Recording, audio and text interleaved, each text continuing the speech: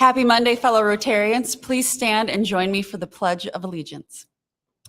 I pledge allegiance to the flag of the United States of America and to the republic for which it stands, one nation, under God, indivisible, with liberty and justice for all.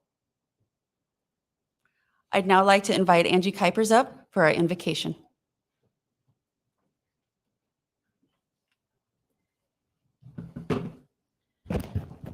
Please join me if you wish. We pray, O Creator, for change.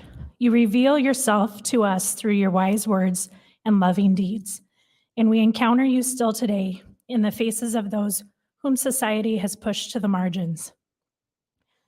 Guide us through the love you revealed to establish the justice you proclaimed, that all peoples might dwell in harmony and in peace, united by that one love that binds us to each other and to you. And most of all, change our hearts so that our lives will be changed for the good of all. Amen.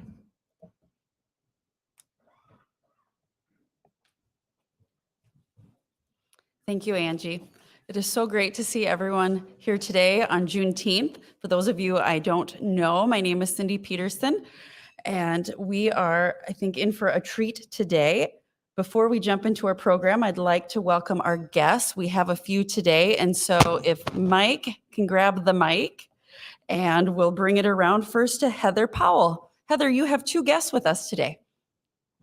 Right. Heather? Good afternoon, fellow Rotarians. Please help me welcome both Kylie Metz and Pete Berger. They both work alongside me at the Boys and Girls Club and help make sure that we serve those children each and every day. So help me welcome them. Thank you, Heather. Kylie and Pete, thank you for being with us today at Rotary. Next, Eric Ellefson, you have a guest. Here you go, Eric. Cindy, thank you. With me today is Rachel Whelan. She's our Director of Account Service at Clickrain and Lemonly.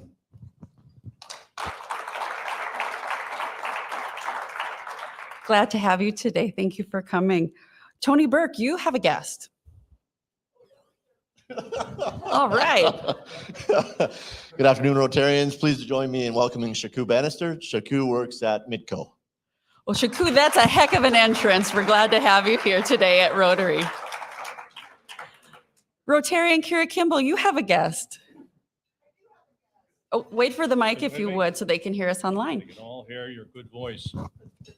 Good day, everyone. I'm pleased to introduce you to my friend, Tanisa Islam, who is the Executive Director for South Dakota Voices for Peace and South Dakota Voices for Justice. Wonderful. Tanisa, thank you so much for being here today. Glad to have you. Our moderator, Jen Hoesing, you have two guests, and so if we can turn her mic on, and the two of you would like to stand. Rotarians and fellow guests, I'm pleased to introduce you again to Caden Woodman, visiting for the second time today, the Director of Marketing and Development at the Multicultural Center here in downtown Sioux Falls. The other guest, my taller, smarter, and better looking half, my husband, Pete Hoesing. Pete is the Director of Sponsored Programs at Dakota State University and on the adjunct faculty at the USD Sanford School of Medicine. Wonderful. Glad to have both of you here today. Thank you so much. And we have our roaming Rotarian at Dwayne Walk from Rotary West. Dwayne, thank you for being here today as well. Today's program focuses on recognizing and celebrating Juneteenth. On stage with me, as you now know, is downtown Rotarian Jennifer Hoesing and educator Willette Capers. A little about both of them. Jennifer is Director of Development at Dakota Abilities, a nonprofit that provides opportunities to people with disabilities. She has 20 years of experience in the nonprofit industry across a wide geography, with highlights including securing a Bush Community Innovation Grant, supporting childcare workforce innovation in Sioux Falls, a multi-sector planning collaboration in South Carolina, and launching the Stockyards Ag Experience here in Sioux Falls. She has a deep commitment to lifelong learning and is a recent graduate of the Pathways Greater Sioux Falls Chamber of Commerce DE&I Activator Series. She is a graduate of Luther College and Florida State University. Willette A. Capers is Assistant Vice Provost for Diversity, Equity, and Inclusion at Augustana University. As an educator with nearly 2 decades of experience in higher education, Willette has worked at a number of institutions, including predominantly white institutions, Hispanic-serving institutions, and historically Black colleges and universities.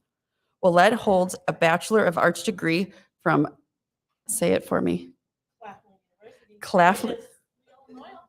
Well, there we go, Claflin University in English Literature and Theater, a Master of Arts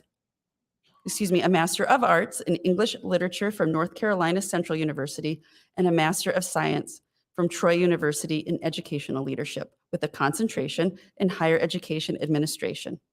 She is currently a doctoral student at Northeastern University, where her research focuses on the impact of value for Black women and their persistence rates in the field of student affairs. Capers, a certified diversity advocate and QA for the IDI Intercultural Development Inventory, has dedicated her career to DE&I work. Her specialties include critical race theory, intercultural development, curriculum development, program review, and assessment. Are we in for a treat? Thank you both. Please help me welcome both Jennifer and Willette.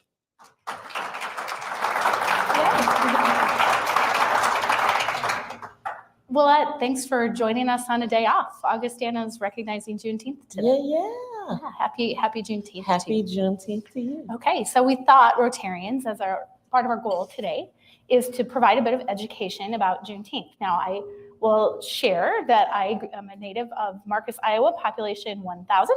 Most of those 1,000 look about like I do. So I come to this as a middle-aged white woman here in Sioux Falls. So it's a great opportunity for all of us to learn together, and we'll learn more about your experiences growing up and what brought you to Sioux Falls and the work you're doing here that's so important. But you have a great video to start us off, right? Yeah, so we're going to start off with a video. Taniza Islam last year asked me to make a video about Juneteenth for her Circle of Courage. Am I saying that right? Cohorts for Courage students. And so I thought it would be an amazing video to continue to show that explains what Juneteenth is and about it becoming a federal and a state holiday here in America. So you will hear, I had a different title at Augie before when I made that video, but you can play the video.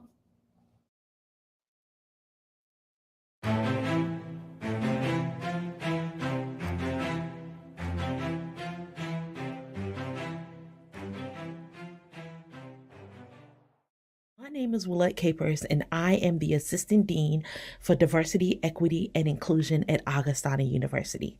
I am so excited today to have the opportunity to talk to you a little bit about Juneteenth. Juneteenth honors those who were viewed as being on the wrong side of the color lines, whose only desire was to be free. Freedom. While a simple concept for you and I to envision today, that concept was only a dream for folks who looked like me prior to 1863. Now, this dream began to take shape on September 22nd, 1862, when President Abraham Lincoln issued a preliminary Emancipation Proclamation, which set a date for the freedom of more than 3 million enslaved humans in the United States. On January 1st, 1863, Lincoln issued his final Emancipation Proclamation, which declared that all persons held as slaves within the rebel states are and henceforth shall be free. Now, when Abraham Lincoln signed the Emancipation Proclamation, you would have thought that that dream would have become a reality. It wasn't. It was a dream deferred.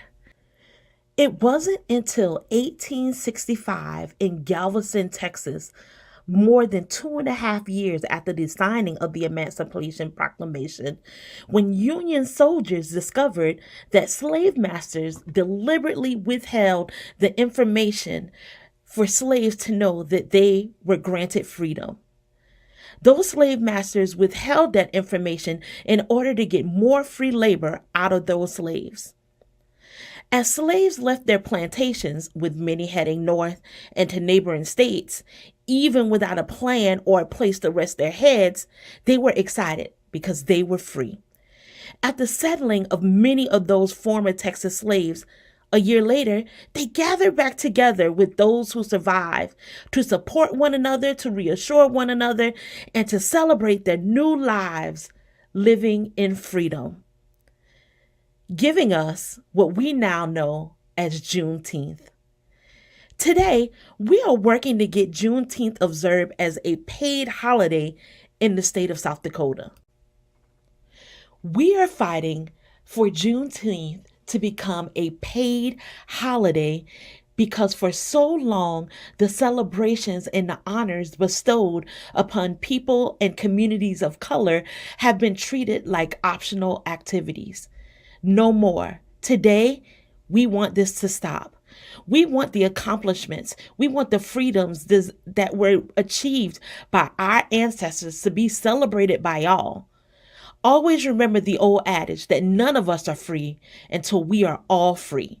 So while in 1776, on July 4th, when they were celebrating the first Independence Day, we all couldn't celebrate that day because we all weren't free.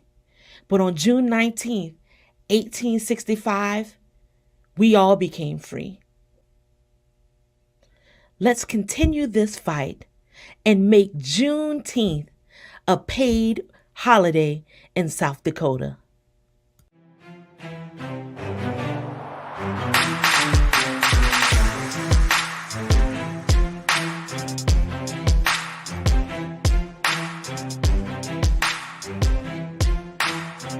Roller.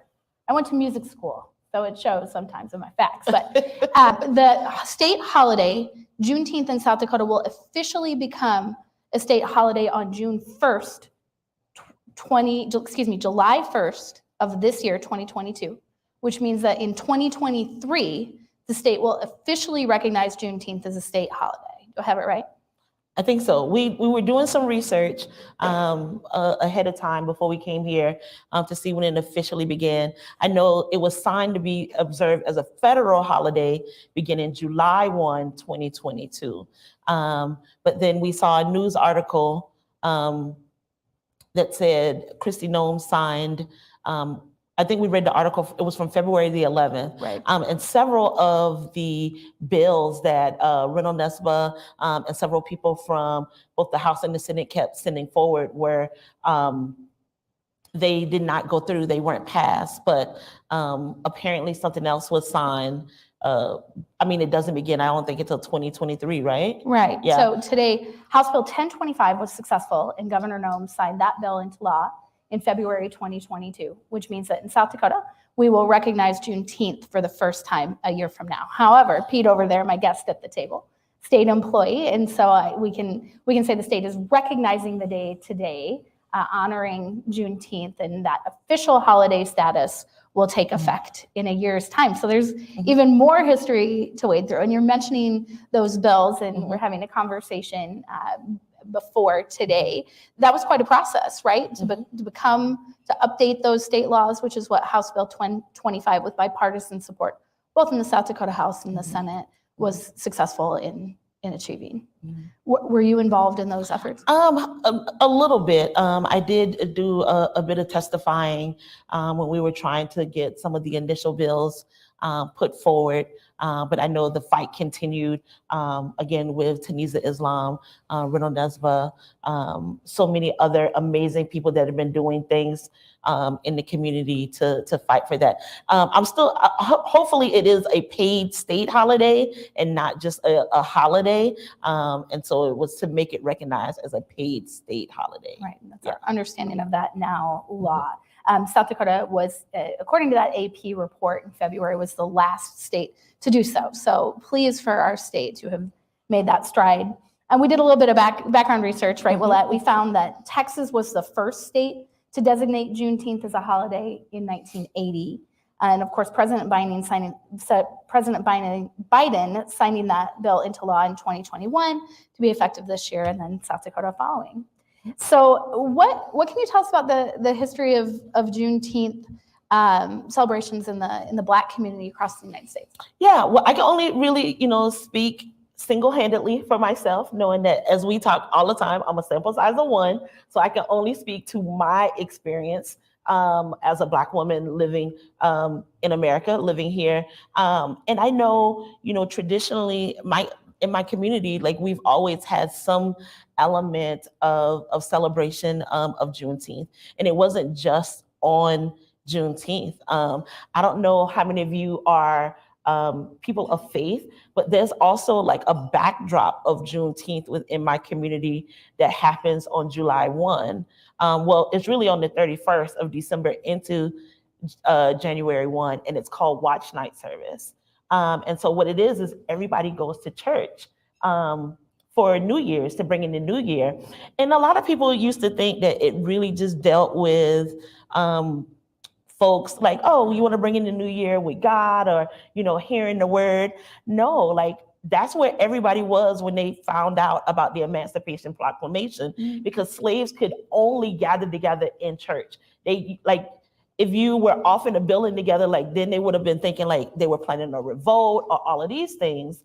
And so Watch Night really continues it. Like I am AME, African Methodist Episcopal. And every year, no matter what, like even when I became an adult and I wanted to go to the club with my friends, I was going, to Watch Night service because I knew that what I was supposed to do. And at midnight, they turn off the lights. And then there's a freedom celebration because they knew that way back in the day when they were doing Watch Night, and Watch Night meant they were watching, waiting for the Emancipation Proclamation. And there's this big celebration. And so there are multiple elements that doesn't just happen, within the Black community just on June 19th, but understanding and knowing that freedom. And, a lot of people think that we're so far removed from that, but we are not. Like when you think about how old the world is, and then you think about, that's really just a blimp in time. Like for eons upon eons, somebody who, may have been here, or,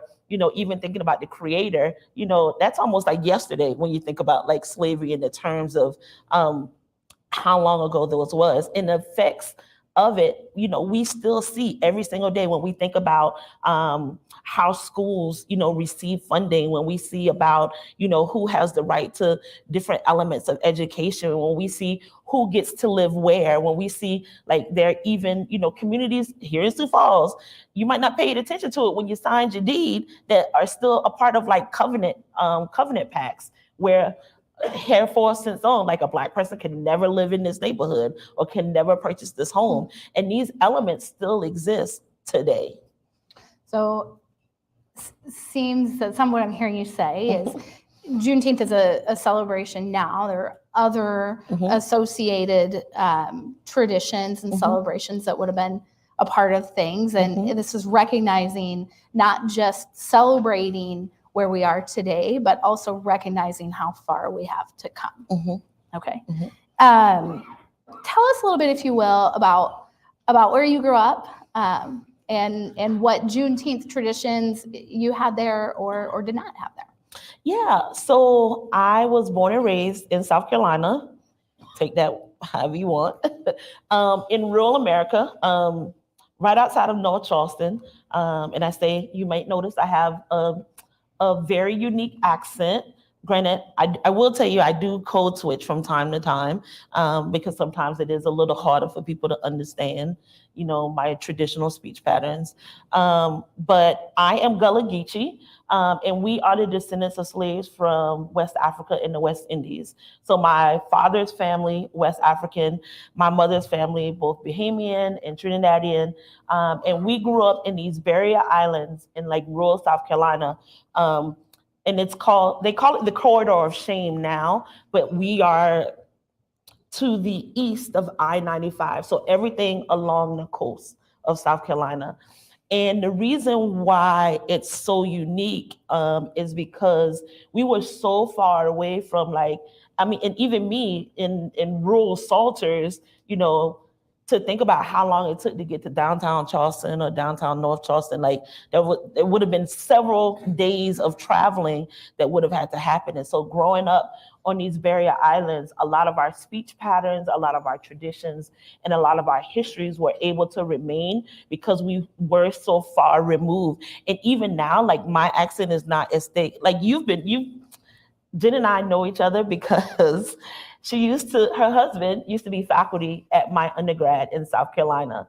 And so they also lived in South Carolina and kind of know a little bit about the terrain in the part of the world where I grew up. And so it's so interesting, to know, growing up in that very rural, still very segregated part of the world, and knowing that we still had these little traditions that made us, that we celebrated, sometimes out in the open, and then like sometimes in closed doors, because there was still the element of, worrying about safety, worrying about, like what happens if, somebody sees a large gathering of people that look like me in a space. Is our church going to get burned down? Is somebody going to, put a cross in your yard? And so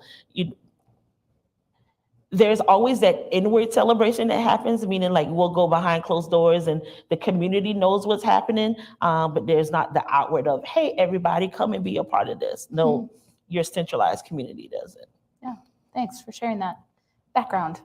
In this part of the world, we can relate to rural, but I can say from my time in Orangeburg, it hits a little different in the American South, and was an experience to live there for sure. One of the institutions in South Carolina that I became more familiar with, and Pete was on the faculty of Claflin University, a historically Black college, one of two in Orangeburg, South Carolina, is the idea of institutions like HBCUs, historically Black college and university is that acronym, if it's a new one to you. Traditional Black sororities like AKA Delta Sigma Theta, Zeta Phi Beta. There you go, the pink fraternity, the pink sorority, the red, the diamond Lives Gals. Yeah, those institutions, Black chambers of commerce. And one of the things that I hear from time to time here in this community is, well, are those structures divisive? Do we exclude certain people or create division where there shouldn't be any if we have historically Black colleges or historic, Black chambers of commerce? Can you tell us a little bit why, from your sample size of one, why institutions like HBCUs or organizations like you'd find in Sioux Falls, like a Black chamber, a Hispanic chamber, why are institutions like that important today? Yeah, well, they were originally created because back in the day, I couldn't have gone to the University of South Carolina or a Clemson. Even still today, they only really, there's not a lot of access for us to even be able to attend those schools. And so for me, I know my mother always stressed, she wanted me to be educated by people who understood what my experience was going to be like as a Black woman in America, where we wish and we hoped that the world would have changed, but knowing that we're still a growing and an evolving society. And for me to learn, to prepare, to hear the unfiltered truth about what society was, to hear the real history of my people and how I could be the change, the accountability factor that came along with, it was nothing for a faculty member to pull you aside and to gather you really quickly when you were not performing the way you should be performing, and teaching us that, well, you can't just be good, you have to be great. You have to be, baseline for you is not baseline for the rest of the world. So, I have to be twice as good, 3 times as good, even to be seen as on an equal or level playing field. And so to have folks to be hard on me and to be tough on me really prepared me for what it was going to be like to do this work, to do DE&I work, where a lot of people want to pretend that things don't exist. And so, to still keep my chin up high when I get, a hateful email or somebody, calls my office or makes a threat, to say, I'm going to keep on pushing because this work has to be done. And so, it creates a system of belonging, a system of community, a system of support. Now, am I saying that you can't get that at other places? But it can be really hard when it's one of you in a space. And that was something I had struggled with when I first got here. And it was, I would walk into a room and it's almost like the record, like the needle would scratch. And it's like, I'm the only one in the space. I hate to say I've almost become a little used to it now. But, you know, I wanted to learn and grow, and even from people from different experiences. Like, I might have this experience, but somebody else has another experience, and I still would have the opportunity to learn and grow from it. And so for me, I think HBCUs really create that sense of community and that deeper level of education, of educating us to know who we are and where we came from, and then provides access to where we might not have ever had access before. And here, you know, I think about, you know, people within my community, those that did go to, you know, the USCs or the, we call USC, University of South Carolina. Some people think of California, USC, or the Clemsons or the Coastal Carolinas or the College of Charlestons or the Citadels. Amazing schools, nothing wrong, but like they weren't accepting people like me. You know, I told you I grew up in the corridor of shame where we barely had any money. I can tell you about times when, you know, you get your school book in the beginning of the year, and I had my older brother's name in one of my textbooks. My older brother graduated high school in 1989. I graduated in 97.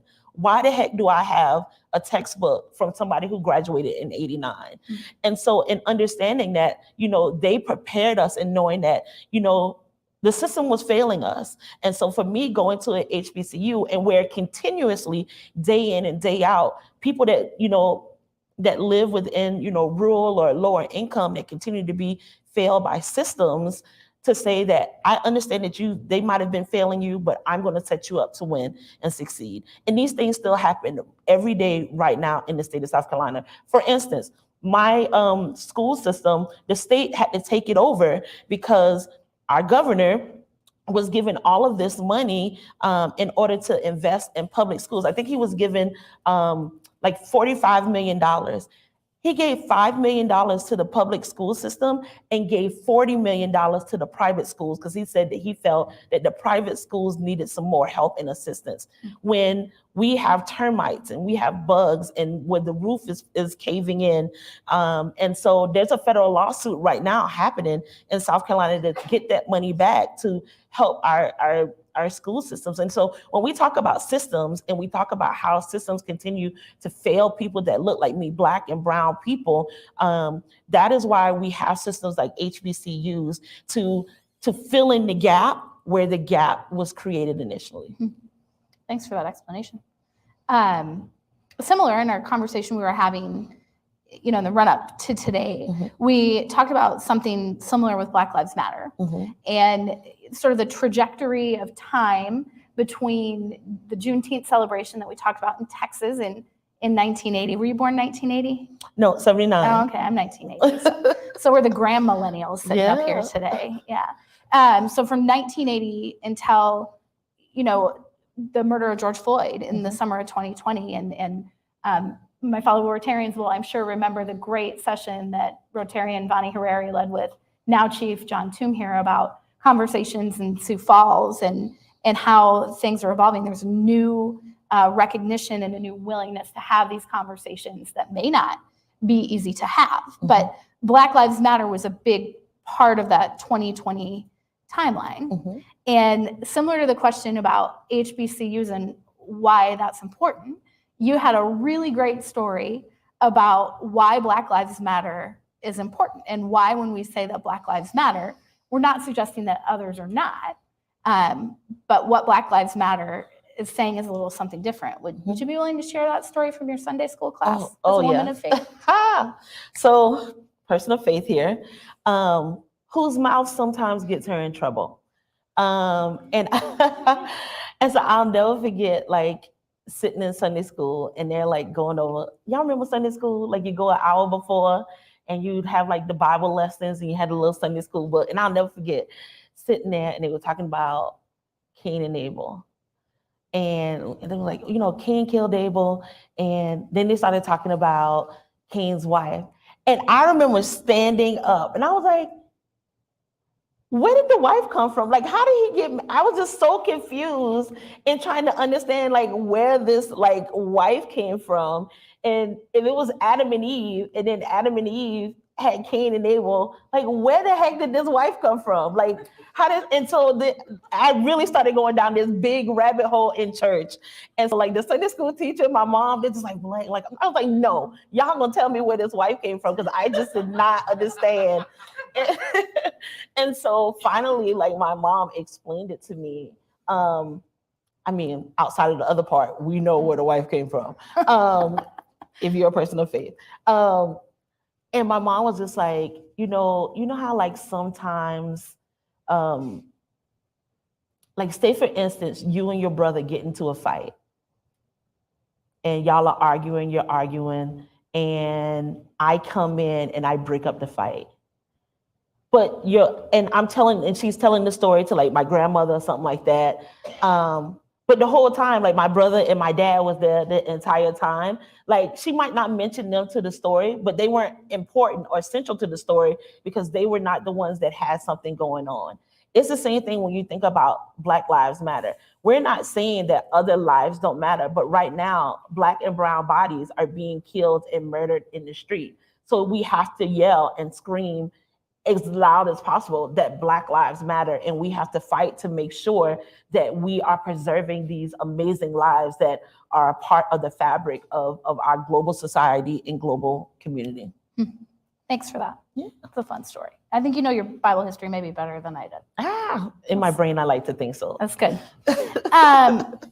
So if we zoom out a little bit, I mean, talking about Juneteenth and talking about some of these, important social issues of the day, it seems to my mind, and maybe your opinion is different, you can sure share that, but community conversations about diversity, equity, and inclusion, DE&I, seem to have been on the rise in Sioux Falls. I look at Kira and the great work that Pathways has been doing, and in partnership with the Greater Sioux Falls Chamber of Commerce, the community table talks are bringing together neighbors at the Multicultural Center. And what I've noticed when I've participated in those conversations, with the exception of Rotarian Tonya Burke, there's always someone at my table that I don't know. The vast majority of people are coming to be a part of the conversation and may not be a part of that, of our Rotary group or other conversations in the community.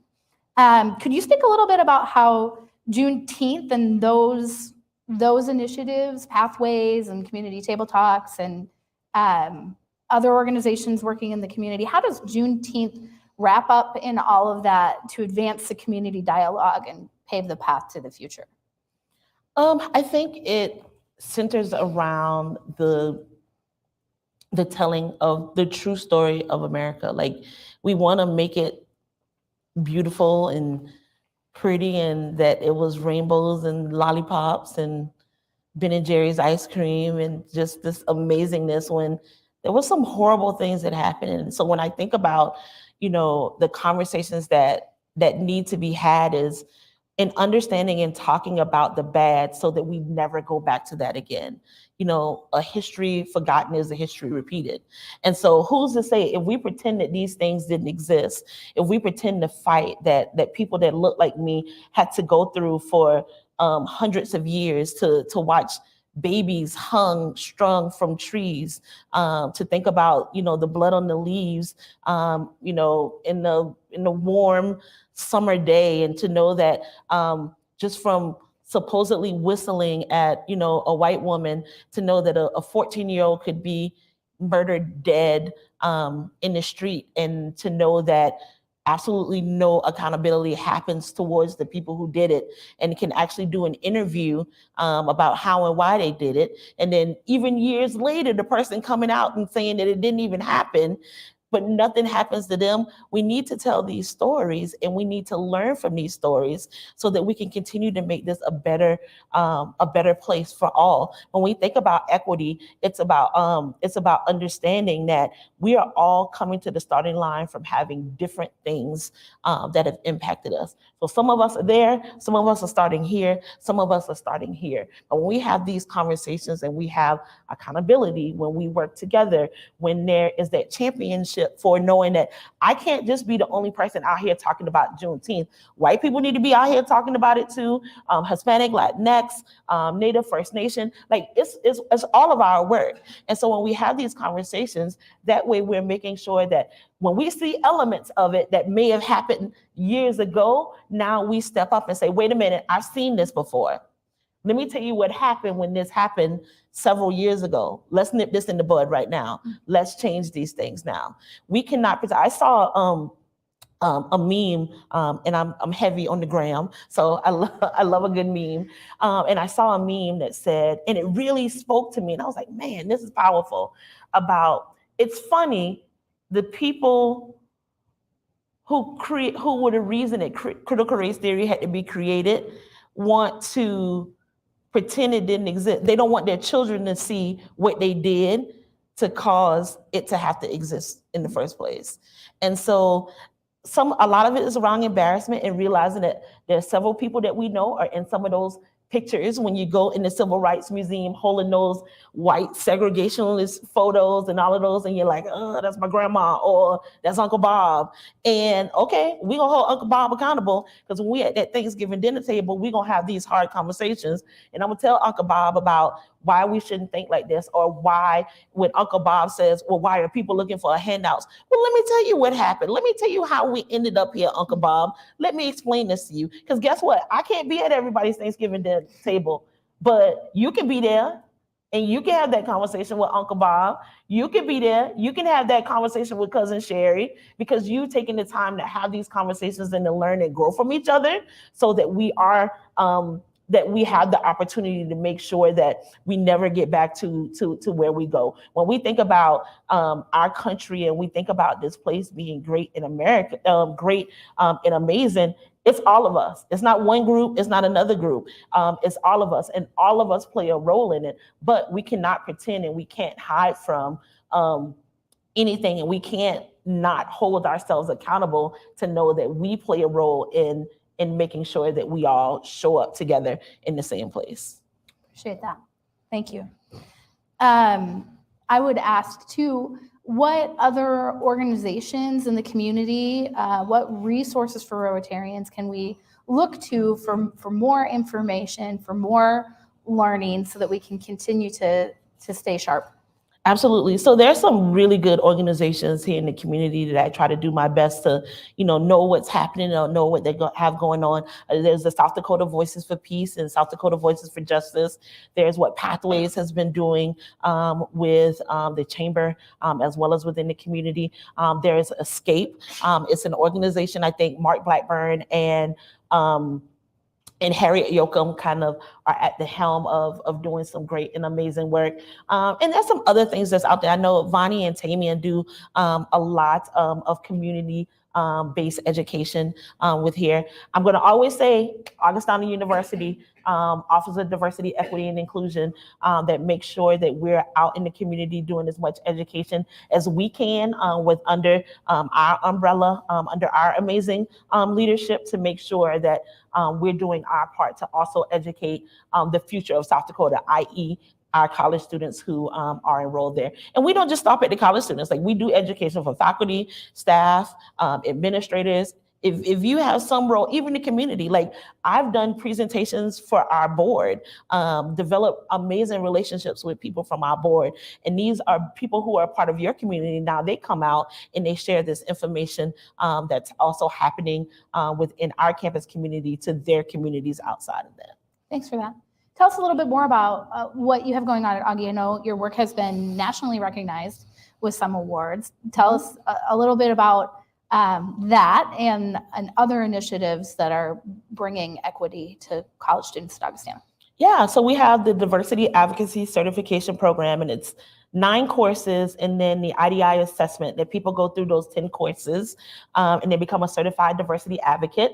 And so one of the cool things about that was I wanted people to get the information. And so I needed almost like a way to get them in the door. So what we said was every single search committee that happened on our campus had to have a certified diversity advocate on it because they learned about bias, they learned about the foundations of diversity, equity, and inclusion. They learn about what does it mean to be a diversity advocate. They learn about cultural competency. I mean, all of these, we do safe space training, which is based out of the Trevor Project, where they learn how to support a student or a faculty member that might share that they are transgender and they want to have a conversation with their family, or they're looking for resources on all of these things. And so we have that program as well. And so they take those courses and they become a certified diversity advocate. And so no matter what, if somebody has a search that's happening at Augie, you better believe there's a certified diversity advocate that is holding members accountable to make sure that we're advertising in very diverse sectors. So reaching out to Zeta Phi Beta, you know, the historically, the Divine Nine of fraternities and sororities, historically Black or historically Latinx, or different, organizations that might represent people who accessibility and disability, and making sure that we're specifically sending out information to say that this is a place where no matter who you are, that you can thrive.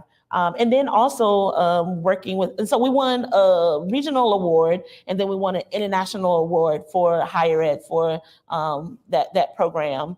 And we also are getting ready to start a doctoral faculty Viking Bowl diversity fellowship, where we are partnering with 5 different HBCUs and trying to develop pathways. And so these HBCUs all offer PhDs and majors that we have at Augie, and trying to convince these folks to say, this is a great community to come in. Because just like me, and I'm sure a lot of other people, before I got here, I was like, South Dakota, like what is happening here? And I'd never been here before I came for my own campus. And I'm just like, okay. And so I'll never forget my pastor saying, well, hopefully you see other Black people out there. And I'm like, I hope so too. And so I came, and then I really enjoyed that my supervisor actually was going to be somebody who looked like me, Mark Blackburn. And so I really enjoyed him. I really enjoyed getting to know folks within the community. And I was like, I can really like make a home here. Like, some work need to happen, don't get me wrong. But I really found that I can find a place here. And so we're hoping that there are other people that look like me who might have never thought about moving all the way, you know, from an Atlanta or from a DC or even from a Minneapolis to say, I'll come and live and be a part of the growth and the awesomeness that Sioux Falls is and can be. Yeah, I love that is and can be. We're already getting tight on time, which is amazing. Yeah. But one of the things we had talked about some was the Poor People's Campaign in the 1960s, and the idea that, you know, what we're recognizing in Juneteenth, again, we're celebrating and honoring where we are, but recognizing that there's plenty of work to do. And Rotarian Kira Kimball today had a beautiful LinkedIn post. I would encourage all of my fellow Rotarians to find it. Just recognizing that we're celebrating freedom, but there's a long way to go. There's generational wealth gaps. There are gaps in healthcare delivery. There's those access to education barriers that you've mentioned. There's human rights and safety to think about. And I read this morning that here in Sioux Falls, food insecurity for children, Sioux Falls Thrive worked with Augustana Research Institute and has discovered that food insecurity for children in Sioux Falls is up another 4% from 17 to 21, I believe, if I'm remembering it right. So there's work to do to deliver equity for a lot of people. What do you see that we're doing well? Where do you see that we have work to do? Yeah, you know, again, getting ready to put my foot in my mouth. I'll never forget the day when I realized, you know, particularly, again, me as a person of faith and what my faith is important to me. And then like I would meet other people that would proclaim their faith. And I was like, I really think we all believe in different gods. I was like, what is going on? Like in what way could anybody who says that they are a believer like be okay with people like going hungry or not fighting for the rights of the underpaid or the undereducated? And I I'm still struggling with wrapping my mind just as a person of faith. Like, how do you reconcile not fighting for the rights of those that might not have the privilege that some of us have? Like, in the end, like when we're up there and we're having that conversations and, hopefully, and we're talking and they say, well, what did you do to further your community? How did you help the poor? Or how did you help somebody who has been disenfranchised? And then they said, and you have nothing to say. Like, what happens at that point? Like, what goes on? And so that has been really hard. And like, I've been struggling. I'm so thankful for Pastor Ann, who is the campus pastor at Augie, to answer some of these like faith questions that I've been struggling with. And like, I don't understand how people can see like how Black and brown people are treated every single day. And then like people just like walk on like nothing. But then they go to church on Sunday. Or like it's been a struggle. And so I went to the National Conference on Race and Ethnicity a couple of weeks ago. And I got to hear Reverend Dr. William J. Barber, who's out of Goldsboro, North Carolina. And he pastor of a church, but he has an organization called the Poor People's Campaign. Because see, sometimes people think, if I just let bad stuff happen, and stuff ain't the word I want to use, but I know I'm on camera and I ain't gonna say the word I want to use. So people think that, oh, it'll just stay in that community. It'll just stay in the Black community, or it'll just stay in the Native American community, or it'll stay in the Latinx community. It'll stay there. And then you start realizing how things start trickling down. And like, you can sit here and think that you're just affecting me, but what happens when now something happens to somebody that looks like you? Because they have now been impacted or affected by what has trickled out of what you think you're doing to me in my community. Perfect example. Well, we all know how crack cocaine ended up in the community. If you don't, amazing television show called Snowfall comes on FX, explains what happened. Crack cocaine came into the Black community in LA because the CIA needed to pay for the Iran-Contra war. And so they used the money that they put into selling crack cocaine into the Black community, and they used that money to pay for the war down in South America. So then what happened? We saw what happened with drugs in the Black community, particularly in the 80s. And now here we are in 2022. And I want you to tell me a police officer that you meet right now that does not carry Narcan. And then it wasn't a war on drugs. You weren't trying to lock up people that look like me or Tunisia or this gentleman over here because I had a rock of cocaine. Now it was, well, I got to help little Jimmy because little Jimmy can go to Harvard and little Jimmy is hooked on all of these opioids and I got to save him. See, I was a predator if I was hooked on this. But little Jimmy, I got to get little Jimmy help because I still got to get Jimmy in the Harvard or the Yale because he still has access to that and you're still going to be able to pay for it. But I done lost financial aid. I can't do any of these things. And so what the Poor People Campaign is to get that we all play a role in making sure that we are lifting each other up in order to make sure that we're creating this unicorn society that we think, that we hope would exist in the very near future.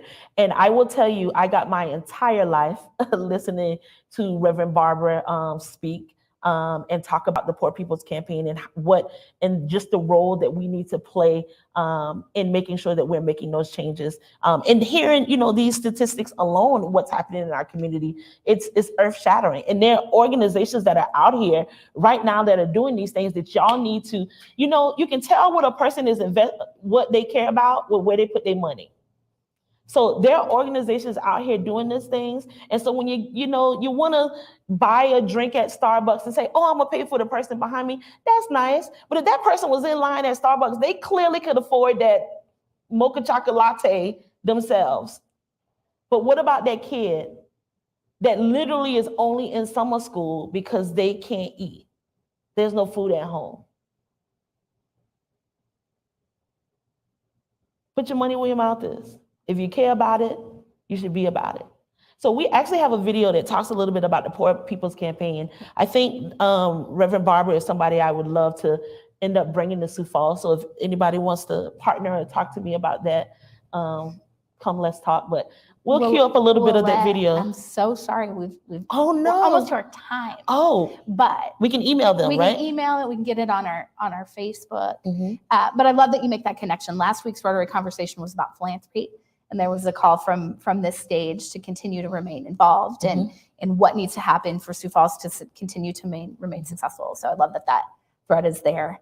I got the nod that I have time for one more question. Okay. So this is it. As we circle back to Juneteenth today and think about all the great conversation we've had, I'm so grateful for you sharing your experiences. Can we conclude by, would you tell me, why do you think it's important for me and all the Rotarians in the room, why should Juneteenth and recognizing the day, celebrating the day, and recognizing the work ahead, why should that be important to all of us in this room? It is important, number one, because of the history that is involved with it, but also the future of where we're going next. It is important to understand why that freedom and the work that it took to get to that freedom, and then understanding that freedom still is just, in some aspects, just a word, because there's still elements of that enslavement that carries on day in and day out. And so for us to equitably eliminate those elements of the system that create those systems of enslavement that has carried on from June 19th, 1965, it is important that we celebrate, we educate, and we continue to make sure that it is a part of our everyday life going forward. Tell one friend, tell two friends, tell three friends, wherever you go, about Juneteenth, the history of it, and make sure that you are actively celebrating it in your heart. Don't go out and buy no Juneteenth ice cream from like a Walmart. Like, actively understand what it is and what does it mean. When you think about how awesome and how free you feel on July 4th, I want you to multiply that times 5,000, 5 million, 5 trillion, and think about the enslaved folks and their Freedom Day, June 19th, 1865. Thanks, Willette. We can all come out to Kenny Anderson Park this coming Saturday from 11 to 5 to check out Sioux Falls' Juneteenth celebration.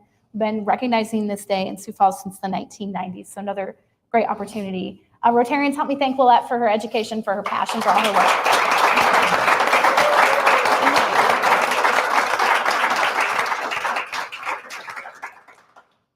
I echo the sentiment of gratitude. Thank you for an open and enlightening conversation. Jennifer, thank you for moderating this important dialogue for all of our downtown Rotarians.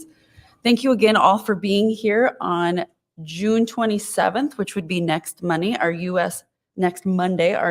Senator John Thune will be joining us. We will not be meeting on July 4th, Independence Day. Thank you for being here. Rotary is adjourned.